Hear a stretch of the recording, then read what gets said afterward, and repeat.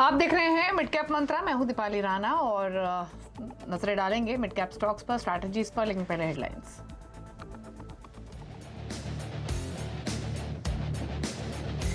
Finance Nifty की weekly expiry के दिन सीमित दायरे में बाजार। निफ्टी में 130 और निफ्टी बैंक में सिर्फ 235 अंकों का दायरा। मिड कैप की हालत आज भी पतली, एडवांस डिक्लाइन बेहद खराब। क्रूड में 4% उछाल से ऑयल मार्केटिंग शेयरों में दबाव। आईओसी बीपीसीएल 2% तक टूटे। इधर नेशनल गैस की कीमतों पर फैसले से पहले ओएनजीसी भी नीचे। क्रेडिट पार्क कमेटी ने फ्लोर प्राइस $4 और $6.5 प्रति एमएमबीटीयू की सीलिंग लगाने की है सिफारिश। अदानी ग्रुप स्टॉक्स की आज जमकर पिटाई। अदानी एंटरप्राइजेज, अदानी पोर्ट 6% नीचे। Adani transmission power, green Wilmer, NDTV 5% के लोअर सर्किट पर।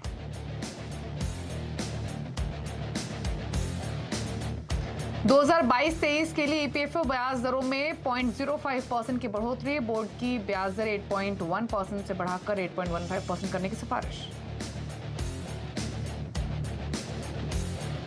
और रिलायंस जियो ने देश का सबसे सस्ता लैंडलाइन ब्रॉडबैंड प्लान किया लॉन्च। केवल 198 रुपये प्रति महीने पर मिलेगी 10 Mbps स्पीड।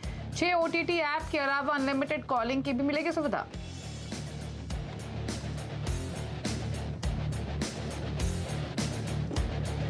और गृह मंत्री अमित शाह ने जताया भरोसा। कहा पीएम मोदी ने देश को 2047 तक विकसित बनाने की रखी मजबूत नींव। 2025 तक भारत जरूर बनेगा $5 ट्रिलियन की इकोनॉमी।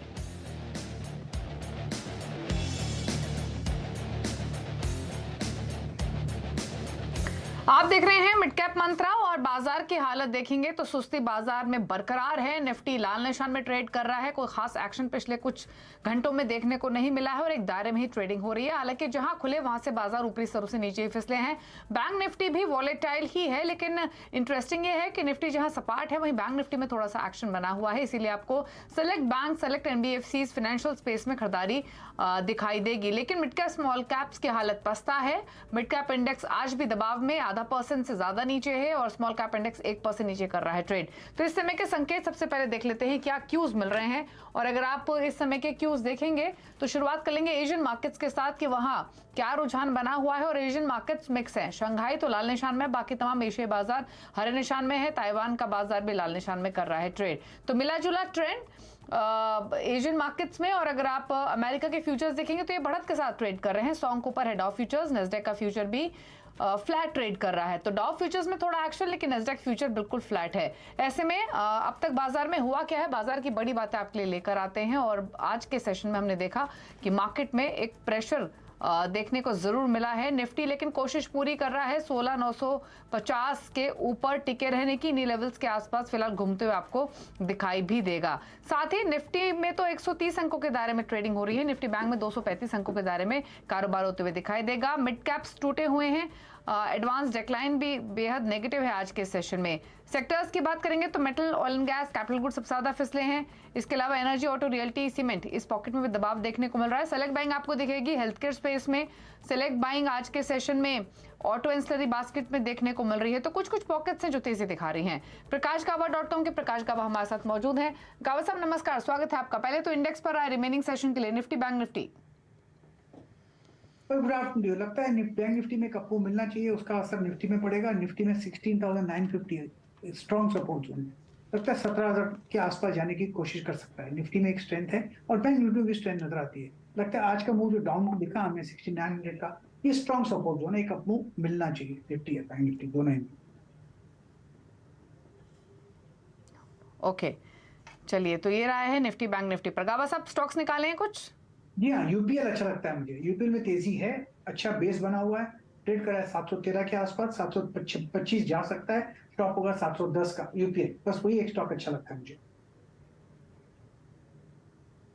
ओके तो एक ही ट्रेडिंग आइडिया गावा साहब की ओर से यूपीएल, जहां पर आप खरीदारी कर सकते हैं। 713 पर कर रहा है ट्रेड। दिन के ऊपरी स्तरों पर 2% की मजबूती है।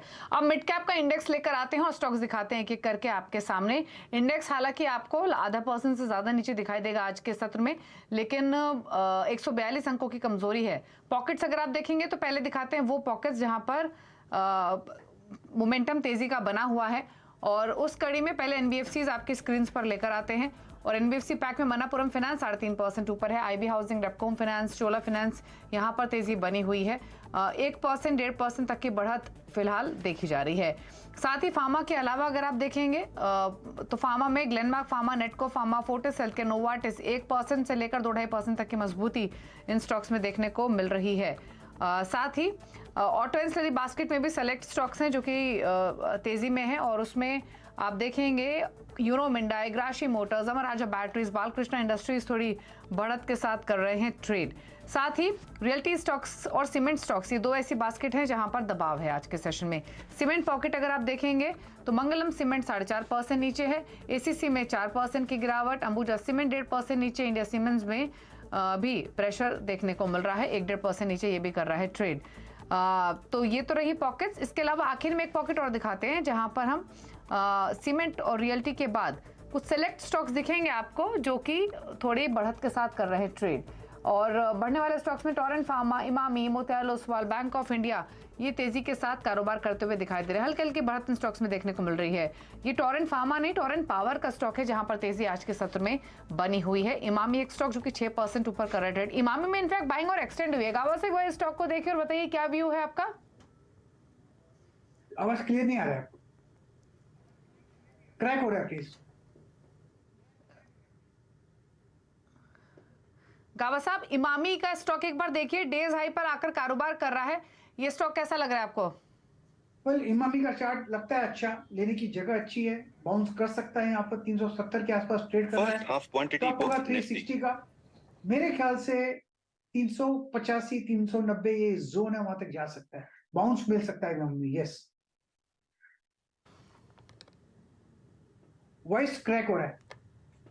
ओके ओके, ठीक है। तो ये इमामी पर राय गावा साहब ने दी है। स्टॉक एक आउट परफॉर्मेंस दिखाते हुए डेज हाई पर आखिर कारोबार कर रहा है। 370, 371 के मौजूदा लेवल स्टॉक में देखने को मिल रहे हैं। लेकिन बाजार में माहौल थोड़ा सा बिगड़ा हुआ भले ही हो, बाजार की गिरावट में जो पोर्टफोलियोज हैं उनके भी रंग उड़े हुए हैं। दरअसल मिड कैप्स के जो इन्वेस्टर्स हैं वो काफी परेशान हैं। दिग्गजों का हाल भी बेहाल है, लेकिन कुछ स्टॉक्स ऐसे हैं जो भले ही भाव जिनके गिरे हों लेकिन भरोसा नहीं गिरा है। गिरावट में भी प्रमोटर्स ने इन स्टॉक्स में जमकर माल उठाया है और मेरे सहयोगी सुमित हमारे साथ मौजूद हैं जो आपको बताएंगे पूरी डिटेल्स, कौन कौन से ये स्टॉक्स हैं। तो सुमित बताइए, कौन से वो स्टॉक्स हैं जिनके भाव गिरने पर प्रमोटर्स एक अपॉर्चुनिटी के तौर पे देख रहे हैं, जो खरीदारी कर रहे हैं और जिनको लेकर अभी भी रिटेल इन्वेस्टर के मन में भरोसा बना हुआ है? एक तरफ जहां बाजार में अच्छी खासी गिरावट देखने को मिल रही है, लेकिन प्रमोटर्स की तरफ से काफी हद तक कुछ स्टॉक्स में, कुछ कंपनीज में पार्टिसिपेशन आता हुआ दिखाई पड़ रहा है। एक एक करके आपकी स्क्रीन पे वो सभी शेयर आएंगे जहां पे प्रमोटर्स एक्टिवली मार्च महीने में कुछ पोजीशंस लेते हुए दिखाई पड़े हैं। सबसे पहले मारुति करीब 15% के आसपास डिक्लाइन दिखा चुका है हायर लेवल से, लेकिन मार्च महीने के दौरान ही रफली प्रमोटर्स ने 3.5 लाख शेयर खरीदे हैं। 8,570 रुपए के दाम पर हिस्सेदारी जो है वो खरीदते हुए दिखाई पड़ा और ये करीब 12-13 क्वार्टर बाद जबकि प्रमोटर्स ने एक्टिवली यहाँ पे पार्टिसिपेट किया है। इसके अलावा यूपीएल हायर लेवल से 16% नीचे आ चुका है। 23 लाख शेयर प्रमोटर्स ने खरीदे हैं। हालांकि इसमें कुछ कन्वर्जन्स भी हैं जीडीआर को लेकर, लेकिन प्रमोटर्स यहाँ पर भी एक्टिवली पार्टिसिपेट करते हुए दिखाई पड़ रहे हैं। एचसीएल एक और ऐसा नाम, 12% शेयर जरूर करेक्ट हुआ हायर लेवल से, लेकिन प्रमोटर्स ने रफली 97,000 या 1 लाख शेयर खरीदे हैं और 1,080, 1,085 की जोन्स में ये हिस्सेदारी खरीदते हुए दिखाई पड़े हैं। साथ ही साथ कुछ और नामों में शोभा लिमिटेड, वैसे तो ये शेयर लगातार करेक्शन में है, 40% के आसपास टूट चुका है, लेकिन प्रमोटर्स एक्टिवली यहां पे पार्टिसिपेट कर रहे हैं और जो अलग अलग चंक्स में उन्होंने गिरते भाव के बावजूद भी यहां पे हिस्सेदारी खरीदते हुए दिखाई पड़े हैं। तो प्रमोटर्स तरफ से ऑन एन एवरेज 550 रुपए के दाम पर रफली 50,000 शेयर यहां पे खरीदते हुए दिखाई पड़े हैं। इसके अलावा ग्रीव्स कॉटन एक और ऐसा नाम जो कि 40% के आसपास करेक्ट हो चुका और 3 लाख से ज्यादा शेयर प्रमोटर्स ने एक्टिवली यहां पर खरीदे हैं और 125 रुपए के एवरेज दाम पर प्रमोटर्स की तरफ से हिस्सेदारी अभी भी खरीदी ही जा रही है और ये मार्च महीने के आंकड़े हैं, जबकि एक महीने के अंदर ही प्रमोटर्स ने करीब 3 लाख के आसपास के शेयर्स खरीदते हुए दिखाई पड़े। इसके अलावा बजाज होल्डिंग, हालांकि इसका डिनोमिनेटर काफी बड़ा है, लेकिन 18% के आसपास करेक्शन हायर लेवल से शेयर दिखा चुका है। 48,000 शेयर प्रमोटर ने लिए हैं 6,020 रुपए के एवरेज दाम पर मार्च महीने के दौरान बजाज होल्डिंग्स में प्रमोटर हिस्सा खरीदते हुए दिखाई पड़े हैं। इसके अलावा जायडस वेलनेस, जहां पर सबसे ज्यादा एक्टिवली प्रमोटर पार्टिसिपेट कर रहे हैं, 17% के आसपास शेयर करेक्ट हुआ और करीब 7 लाख शेयर प्रमोटर ने खरीदे हैं 1,480 रुपए के दाम पर, ऑन एन एवरेज दाम पर यह हिस्सेदारी खरीदी गई है। और अभी भी जो मार्च महीने के आंकड़े आ रहे हैं उस पर लगातार प्रमोटर एक्टिवली पार्टिसिपेट कर रहे हैं। लास्टली कुछ नंबर्स में एक एनआरबी बियरिंग 31% के आसपास शेयर करेक्ट हो चुका है और प्रमोटर्स ने करीब 1.25 लाख शेयर खरीदे हैं 133 रुपए के एवरेज दाम पर। मार्च महीने के दौरान ये भी हिस्सेदारी खरीदते हुए दिखाई पड़े। और इसके अलावा महाराष्ट्र सीमलेस जहां पर 23% ये शेयर करेक्ट हुआ हायर लेवल से और प्रमोटर लगातार गिरते स्टॉक में भी उन्होंने एक्टिवली पार्टिसिपेट किया। 2.25 लाख शेयर खरीदे हैं 350 रुपए के एवरेज दाम पर। तो कुछ ऐसे नाम जहां पर भाव में भारी गिरावट देखने को मिली लेकिन उसके बावजूद भी प्रमोटर्स अभी भी पार्टिसिपेट कर रहे हैं और एक्टिवली लोअर लेवल पोजीशंस को ऐड कर रहे हैं। शुक्रिया आपका सुमित, ये डिटेल्स बताने के लिए। तो काफी सारे स्टॉक्स का जिक्र किया सुमित ने जहां पर प्रमोटर्स ने इंटरेस्ट दिखाया है। यूपीएल का तो अभी गाबा साहब ने जिक्र किया ही, उन्होंने खरीदारी की कॉल भी दी है।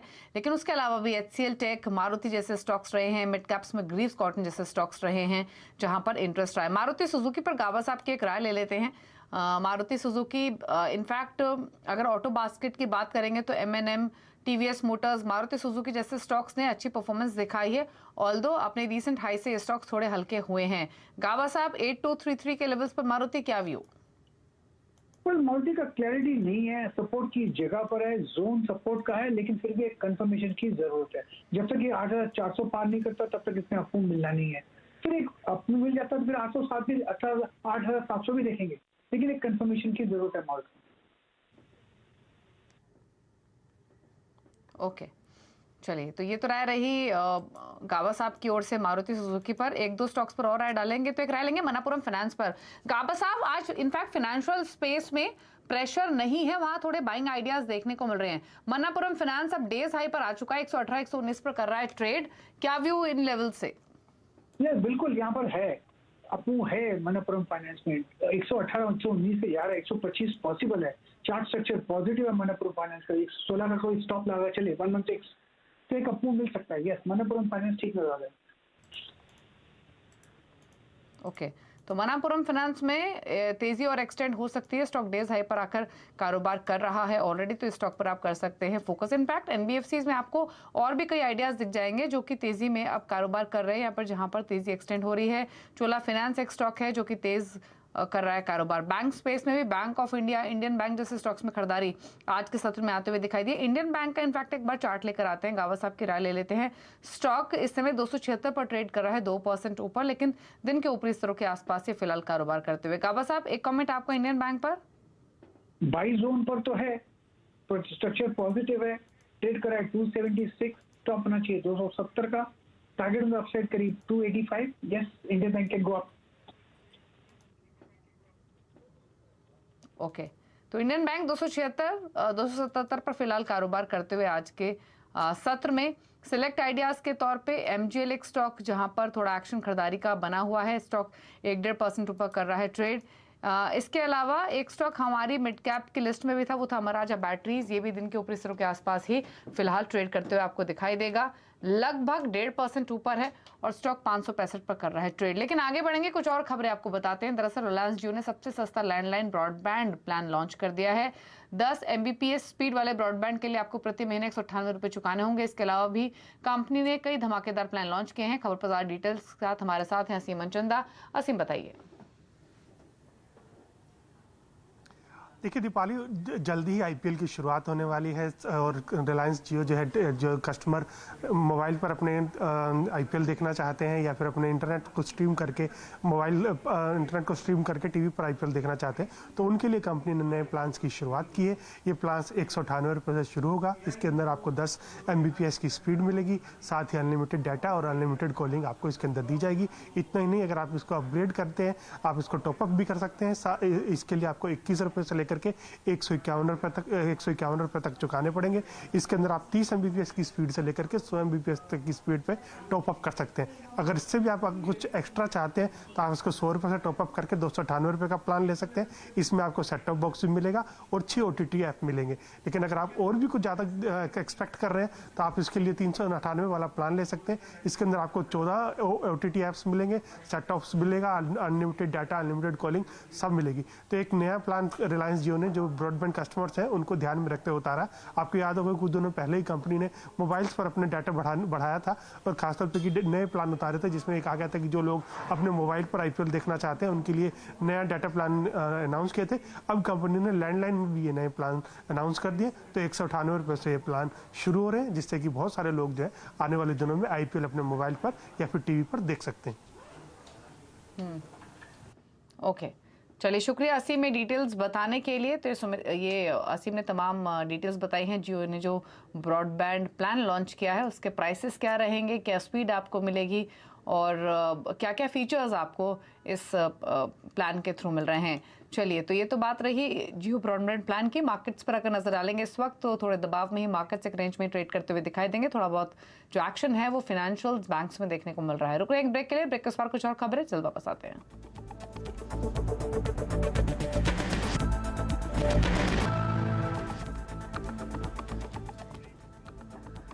आप देख रहे हैं मिड कैप मंत्रा और बात करेंगे अब एक खास मुहिम की। दरअसल न्यूज़ 18 नेटवर्क पर हम राइजिंग इंडिया के 30वें एडिशन का अनाउंसमेंट करने के लिए बेहद उत्साहित है। राइजिंग इंडिया एक ऐसा मंच जहां हम भारत की सफलता और विकास की कहानी को सेलिब्रेट करने के लिए कुछ सबसे बड़ी और सबसे प्रभावशाली हस्तियों को एक साथ लाते हैं। इस साल की थीम होगी रियल हीरोज, जहां हम कुछ असाधारण लोगों की कहानियों के साथ साथ उनकी असामान्य उपलब्धियों की भी बात करेंगे। आज हम बात करेंगे बबीता राजपूत की। मध्य प्रदेश की बबीता को जल योद्धा कहा जा सकता है। देखते हैं कौन है बबीता राजपूत। कहते हैं जहां चाह है वहां राह है, और मध्य प्रदेश के छतरपुर जिले में स्थित अगरोटा गांव की बबीता राजपूत इसका जीता जागता उदाहरण है, जिन्होंने गांव की महिलाओं का नेतृत्व करके एक ऐसी समस्या का समाधान निकाला है जो सालों से उनका पीछा नहीं छोड़ रही थी। हमारे गांव में पानी की अत्यधिक समस्या थी, जहां पर अगर हेडपंपों पर देखा जाए तो लाइन लगाकर लोग खड़े होते थे और सर पर 3 से 4 घड़े लेकर महिलाएं आती थीं। 2 सर पर, एक हाथ में, एक कमर पर, इस प्रकार से पानी भरती थी और रात के 4 बजे से पानी भरने का सिलसिला शुरू हो जाता था रात के 12 बजे तक। एक NGO के सहयोग से लगभग 107 मीटर लंबे पहाड़ को काटकर एक ऐसा रास्ता बनाया जिससे गांव में खुशियों की लहर आ गई। जहां एक तरफ हैंडपंप सूख गए थे, अब वह खुलकर पानी देने लगे हैं। पहाड़ों के जरिए जो बरसात का पानी बहकर निकल जाता था, अब वह भी गांवों की ओर आने लगा है, जिससे अगरोटा गांव की तस्वीर ही बदल गई है। जल ही जीवन है और अपने अद्भुत जल संचयन प्रयासों के द्वारा बबीता राजपूत ने आज अपने गांव के सुनहरे भविष्य की नींव डाल दी है और प्रगति और संपन्नता की ओर बढ़ने लगी है।